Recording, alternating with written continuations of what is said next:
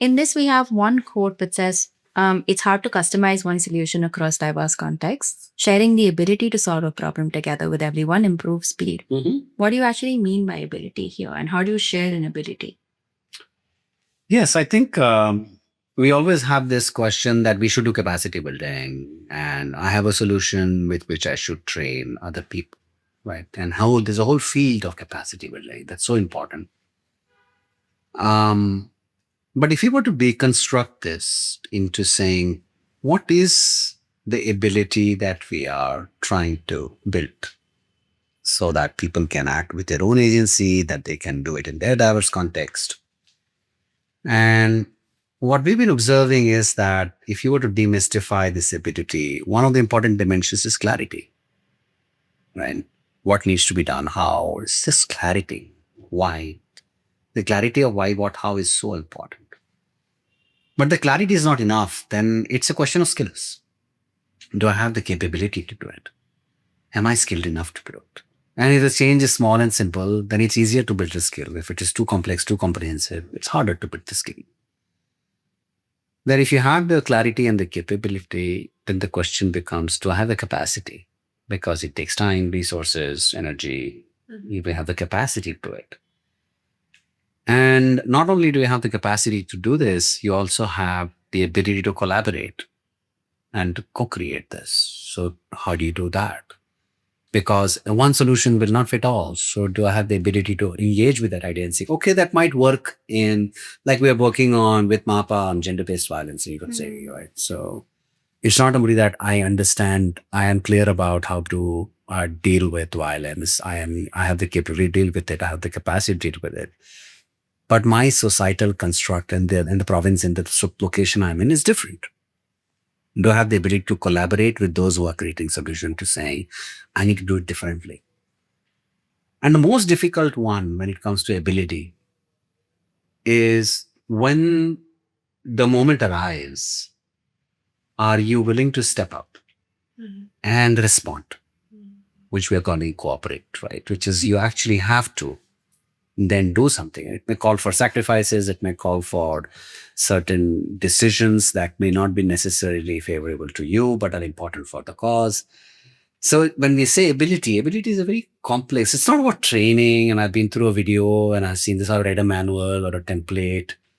Ability to solve or ability to act is a combination of many things. And hence, the simpler the solution, the easier it is to build a comprehensive sense of ability.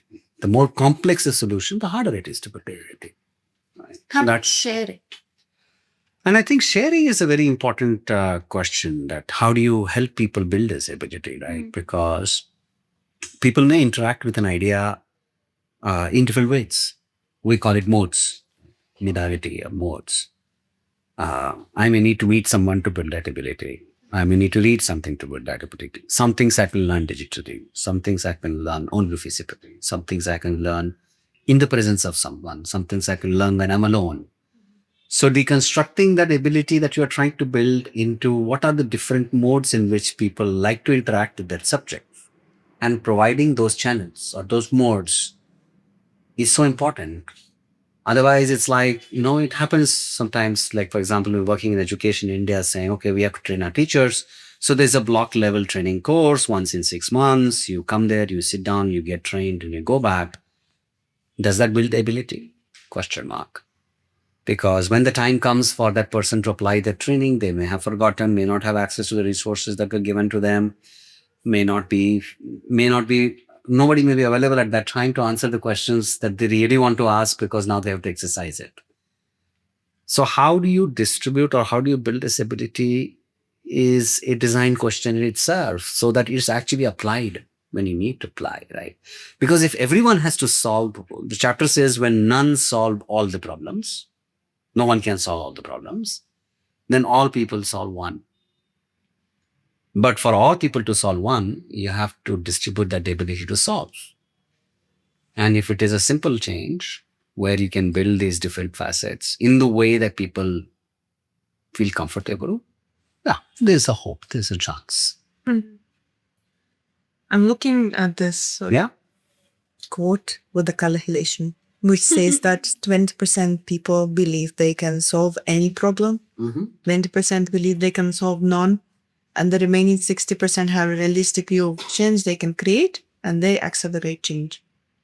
Is it based on any particular theory, or how was this calculated? No, I think if you were to look at any system and its normal distribution, you will typically get a pattern where you'll always find some people who will say they can solve any problem. These are for example, the master farmers, or these are the more matured farmers who can say any crop, any situation, I know how to do this. And the other end, there are the skeptics. There are the skeptics who would say that nothing can be done, nothing can be solved, right? Nothing is working, nothing will work. But there are in the middle people who are neither very optimistic about what they can solve nor very pessimistic that nothing can be done, but they are the realists, right? Saying in the given situation, under the given circumstances, with the given resources, I can actually solve a problem. The question is to build their ability. How do you build their ability to actually deal with the problem? Because many a times we might focus on the 20% who think they can solve nothing, and we try to build their ability. But sometimes it is the 60, or most of the time it's the 60% who actually have this mix to absorb new change, to try new things. Those who believe they can solve everything are not necessarily very easy to take in a certain direction. Those things we can go nowhere.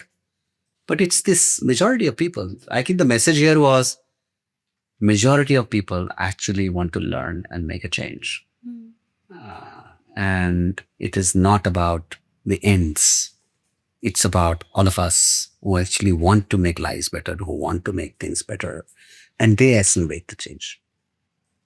So they should be our focus group or any exponential effect. Yeah, I think they should be the one from where the momentum begins. And then those who know that they can solve anything, they join. Those who think they can't solve anything, they join. But those who are kind of realistic, saying this is what can be done, or this is what, they are the ones who actually accelerate the change. But typically that's not the narrative, right? Because that is usually the 20 best. Makers. Yes, the best guys, the ones who get it. Who never sleep. Who don't have any kids. Who don't have any life. Who just do the cheat.